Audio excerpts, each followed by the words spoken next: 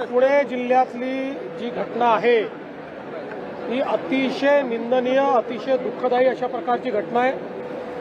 3-3.5 वर्षाच्या चिमुकलीवर 65 वर्षाच्या नराधमानं त्या ठिकाणी अत्याचार केलाय आणि तिचा खून देखील केलेला आहे।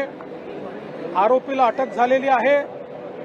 आरोपीचे अशा प्रकारचे जुने संदर्भ देखील त्या ठिकाणी दिसतायत। एकूणच या घटनेतनं समाजामध्ये मोठा रोष आहे।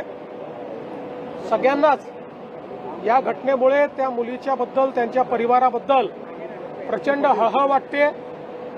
आरोपीला अटक तर केलीच आहे, पण मी आश्वस्त करू इच्छितो की फास्ट ट्रॅक कोर्टामध्ये हा संपूर्ण हे प्रकरण आम्ही नेऊ। स्पेशल त्या ठिकाणी फास्ट ट्रॅक कोर्ट तयार करायला आम्ही हायकोर्टाला विनंती करू।